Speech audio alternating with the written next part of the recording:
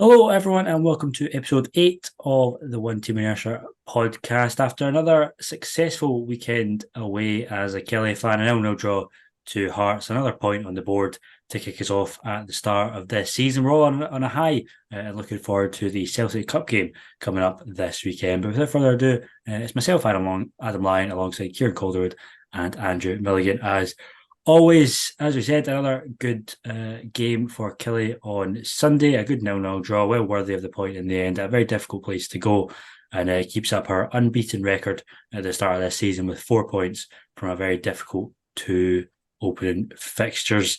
Andrew, obviously going up to Tynecastle, always a difficult place. We've had a good record there in recent years, not so much last year. A couple of difficult games up there. We were also on Killie TV last season when we lost 3-1 in a pretty disappointing game. But we were talking, in the podcast last week about how important it was to make sure that last year or this year wasn't going to be a repeat of last year in terms of that awful away record. And we came out and put in as good a performance as we saw against Rangers, but just couldn't quite get the win this time. Yeah, absolutely. That's it. I mean, I think everybody's been saying it every Kelly fan since Sunday's been saying it that if you'd said from the first two games you were going to get 4 points, you'd have absolutely taken that. You wouldn't have been sure which game they would have come from. Probably most people would have predicted the draw against Rangers and the win against Hearts, but that's ended up being the other way around. It, as you said, a very well deserved point.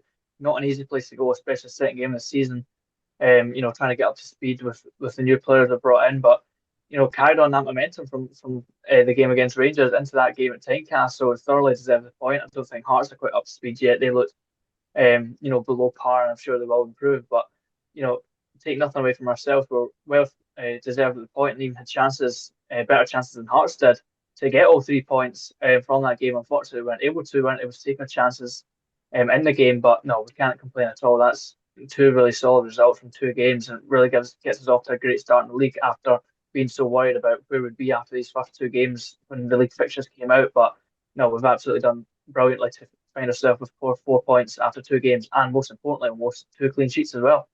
Absolutely. Kieran, last year or last season, a big frustration for Kelly fans was the fact that Dermot kind of kept chopping and changing the team, formations and personnel. That's now the first two games of the season, two exactly, the same teams. So, that must be quite positive as a Kelly fan that, we seem to have found a settled team. Yes, there'll be people that maybe come back in. Kyle Vassell, hopefully when he's fully fit, will probably start up front. But it's nice just to know to know that there is a settled team. We sort of know our strongest 11, and that can only help the players in the park as well. Definitely. Derek McInnes, he's a big manager in Scottish football. He might have joined us like in the championship and that, and you look at that thinking, what's a caliber manager like Derek McInnes doing down in the championship with Kilmarnock and bringing them up a bit of a shaky first season in the Premiership. Then here we are now. So as you said, that'll only kind of build the confidence of the players he's selecting because you have to remember Derek McInnes was getting Aberdeen consistently kind of European spots and like chasing the old firm while he was there. So he's a good manager to get in well with. He knows what he's on about. We might not have believed that a couple of times last season that he knows what he's on about, but not to get too ahead of myself. So far, what he's put out there, the team he's selected, the players that he's brought in, they're paying dividends. They're doing so well. And it's not often as a Kelly fan, you look back and think a game against Rangers and Hearts, we should have taken all 6 points or could have taken all 6 points. It's a ludicrous thing to think about, but it was a real, like, possible reality that could have happened. There were a number of chances that Kilmarnock just couldn't take over the weekend. I'm not at all bothered in the slightest. I would have bitten your hand off for 2 points, 1 point from those two games. I wasn't too bothered. So four is beyond my expectations. So confident with this team that we've got. Quite comfortable with it as well. To just kind of what you were saying, a clean sheet in both games against. Although Rangers' front line wasn't really gelled well, we've seen now in their Champions League games that they're kind of getting to know each other a bit better, scoring a bit more goals, as well as the other league games they've been in. So maybe we got a wee bit fortunate to catch them cold. But Hearts and Lawrence Shanklin, like one of the best finishers outside, Celtic and Rangers. I think he was kind of linked with getting snapped up by Rangers, but nothing's really happened there. So yeah, one of the best marksmen the league has, and kept silent. by our defence. So a lot of confidence boosters there. Yeah, absolutely. Andrew, as Kieran says, two clean sheets, a really positive first step for the team. Looked really solid defensively, and he seems to have worked out that sort of five at the back that we're, or the four at the back, whatever you want to put it, that we're kind of looking for. Up the other end of the pitch, probably still needs a bit of work, you would have to say. Obviously Marley Watkins playing up top for the second game in a row. Rani Tarrow, probably not what you're looking for in terms of a Premiership quality sort of man to lead the line. Throughout the season, Vassell again coming on about 60 minutes, still didn't quite look up to speed. To be honest, didn't really impact the game all too much. Held up the ball a couple of times, but we're probably still looking to strengthen in that area. And those rumours about certain players being linked with us just won't go away at the minute. Yeah, absolutely. That's what we've been desperate with for weeks. We're getting a bit. We're starting to sound a bit like a broken record in these podcasts, aren't we? Every week it's going back to the striker point of when are we going to get this striker, and it's so necessary. And Derek McInnes keeps saying the same thing in all of his interviews as well. He's desperate to get someone in, but obviously just nothing has been able to fall into place at the time of recording. And hopefully sooner rather than later we are able to get someone in, because you say it is that lacking clinical edge up at that end of the park that we are missing at the moment. As you say, Vassell's still not proper up speed yet, which I suppose is understandable. His pre-season was non-existent. He's been carrying that injury for all the second half of last season, for the most part.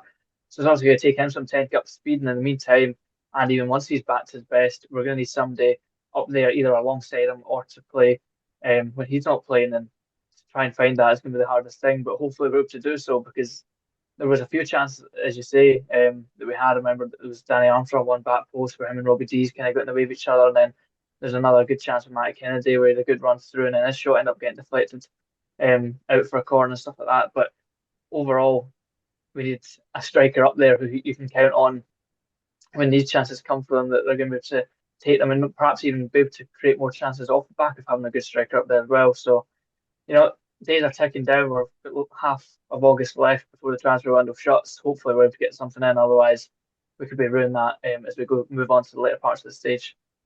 Absolutely. And Kieran, obviously, striker issues aside, going back to the positives of the opening two games, I think Derek McInnes alluded to this in his post match interview. But aside from the talent on show and the actual football, the character of the team seems to be so much better this year.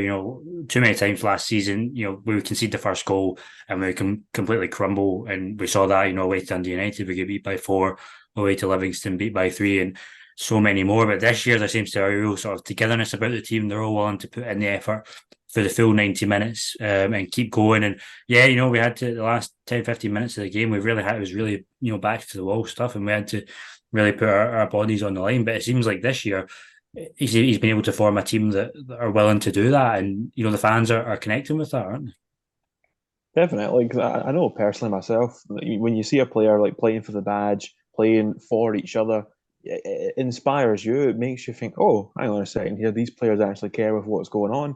And you look at that lineup as well, there's quite a lot of characters in our team, quite a lot of players that have either got some kind of connection to the club or have been here a while, or just have been here a short spell and just fell in love with the place. Like Kyle Vassell, Brad Lyons also been a little bit longer, but he's quite clearly loved his time here at Kilmarnock. Because when he was not really getting a look in, he could have quite easily went away somewhere else. Could have done his trade elsewhere. Could have went down a league to get more game time. But no, he stuck around. And look at him now. Predominantly captain, but also vice captain. Whenever Kyle Vassell comes in, and Kyle Vassell himself, he's been here so little, and already he's like so high in like just the minds of most Kilmarnock fans. It's a really like good turnaround, considering last season or the season before last. We're looking at our strikers thinking, and you look at some of the players thinking as well, like what's this about? When they're not really doing much, because there was obviously the big kind of thing with Chris Stokes coming in, a player that didn't really have much connection with Kamara, didn't really settle, just been given the armband off the bat. Whereas now we look to this season, kind of chalk and cheese. You've got Kyle Vassell, who admittedly was here a short time, but in that time he proved that he loved the club, he loved the fans, he loved what Derek was trying to do, and now he's been rewarded with the armband. And he's just a big character, a big personality, and just an inspiring force. Unfortunate that he's not been too big a part so far, but we're only 2 weeks in. So hopefully more to see from that. But as things stand now, a really good togetherness and players just willing to do the defending rather for each other and looking out for each other. Yeah, absolutely. And just quickly, Andrew, before we go to the Celtic game, in terms of individual performances, I mean, Brad Lyons, another standout game from him. He seemingly just keeps getting better and better as the weeks go on. I gave my other batch to Robbie Dees after the game. Anyone that stood out particularly for you, or do you think those two were really the sort of focal points for Kilmarnock? No, I think those two you're completely nailed on with. Perhaps Matt Kennedy throw a shout out as well in terms of carrying the team forward. But I think you're bang on with those two. Robbie Dees looks like a great signing from us. Obviously, had a few decent seasons or good seasons for Inverness in the Championship. But how's he going to make that step up? And he's really taken to it so well. And really looks like a great steal for us. And as you say, Brad Lyons, we keep going on about every week. We keep thinking maybe he'll drop off now because there was a player there for a season and a half that never got a look in really. And anytime he did, we were never wowed by him. And perhaps that was maybe not through any fault of his own. Maybe he's never got a run in the team to show what he's properly made of. Because from the back end of last season, carrying it into this season, just looks like a player totally re-energized. And I don't know what's caused it. Maybe positive conversations with Derek McInnes and whatever else, and a great start to pre-season over in his home country perhaps as well. But no, he's controlling midfield week in week out for us now, and long may it continue. Absolutely, and straight on to it doesn't get any easier. Straight on to the game at the weekend, the League Cup next round against Celtic. I think we're all pretty disappointed when the draw came out. One of the hardest draws that we could have got, and we were all pretty fearful. This was obviously before the Rangers game, but you feel now, Kieran, that the move's slightly shifted, and perhaps Kilmarnock fans can sense a little opportunity there. Obviously, by our own performances against Rangers, and then Hearts, 2 clean sheets. Yes, the scoring's still an issue, but that'll come eventually. But even Celtic, yes, they've won their opening 2 games. They've scored 7 goals in those 2 games, but they still look a bit rusty. They've not really quite got into Brendan Rodgers' style of play, and conceded 3 goals in the process against Ross County and Aberdeen. So you feel like a bit like the Rangers game, maybe now's a good time to be playing them when they're not fully gelled and not fully together yet. Definitely, it's one of those things. You look at those 2 games and you see the score lines and you think, oh, that's quite a hefty defeat, or quite a hefty victory rather that they've gotten there. But if you look at it in a little bit kind of closer, you're thinking, wait a minute, Celtic conceding 2 goals at home to Ross County. What's kind of going on there? Admittedly, on the road for the next game, the 3-1 game, you can't really talk too much about that. But that home game, first game, a bit of a strange one because like Ange, when Andrew was in charge of Celtic, didn't really Parkhead was an absolute fortress for them. They didn't concede. The defense was solid all the way throughout, but they looked shaky on the opening day. They weren't quite there yet. Obviously, things are starting to come together a bit more. But why not go for it, Kilmarnock? The Rangers 1-0, Hearts 0-0. These are the teams that were top 5 last season. There's not too much turnaround in terms of kind of management structure and player structure kind of overall. Obviously, Hearts have went through quite a big change from manager-wise, but player-wise, most of their big names are still there, and we still matched their performance at home. Up at Tynecastle, matched their performance. We've seen against Rangers just how important Rugby Park, the home crowd, is for us. Spurred us on to the last second.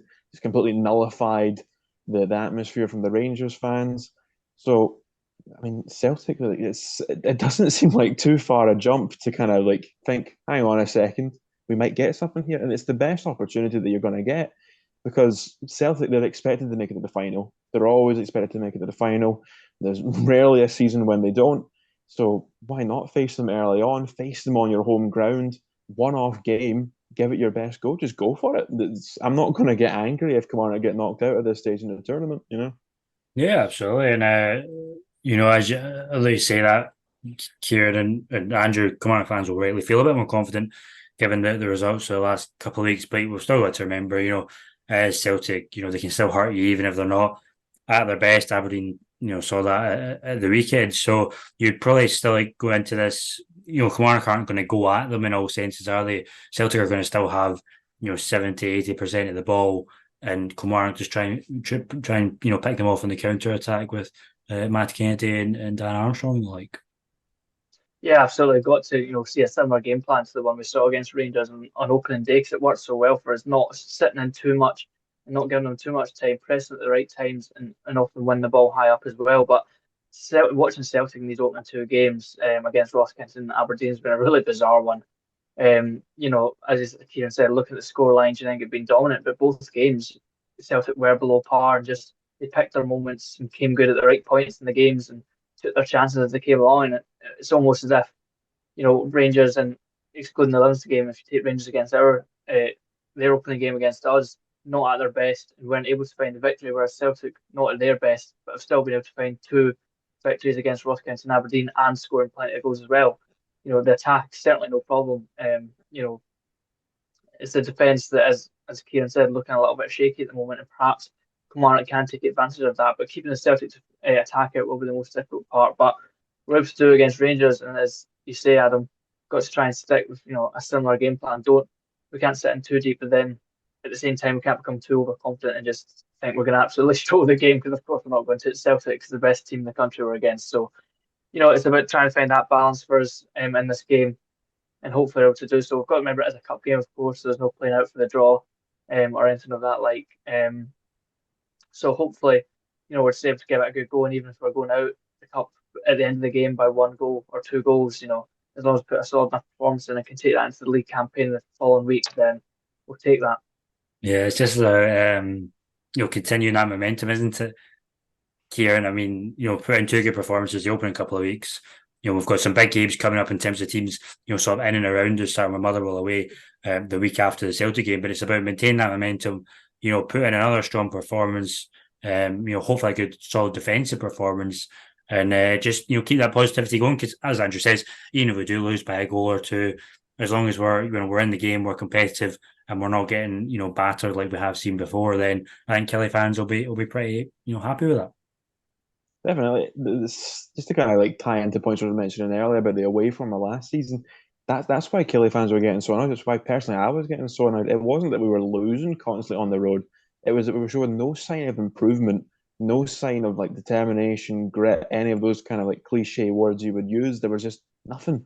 It was just, oh, we're away on the road again. Oh, we're going to get beat week in, week out. But then suddenly now, although we're only one game in, and again, I'm not going to get too ahead of myself, but already what we've seen against Hearts is 10 times better than most of the games last season. Obviously, out with the wins towards the end of the season. I want to say wins. There wasn't too many, but just enough. So it's something, as you mentioned, it's all about building onto it. We started off really strong against Rangers, and you were worried, have we set the bar a bit too high here? But you're probably thinking we've set it just about the kind of right level. We should be competing. Maybe not beating Rangers on day one, and that was a shock still. But definitely competing with Hearts and that, because they've not been at their best in these years.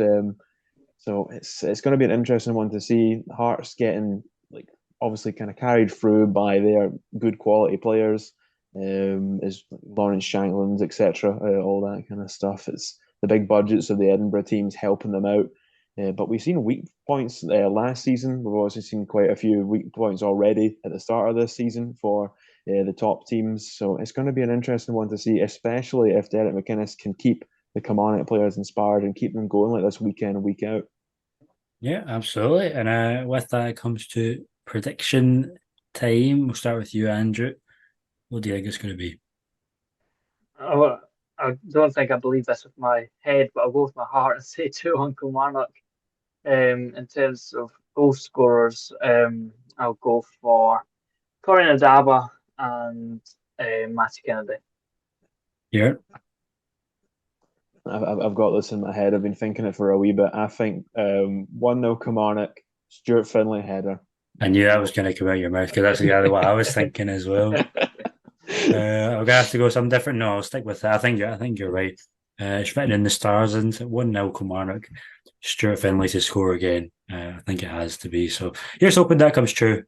Come Sunday, and we'll see how it goes. But thank you everyone for listening to episode 8. A nice short one this week, but we'll be back after the Celtic game to look back at how that went. Hopefully a Kilmarnock win, and then look ahead to our next Premiership fixture as well. So thank you to Kieran and Andrew, as always, for joining. Thank you to everyone who follows us on Twitter and on Facebook as well, and shares all the stuff. It's really appreciated. And we'll be back, as we say, next week with hopefully Kilmarnock through to the next round of the Cup. So without further ado, thank you very much, and we'll see you next time.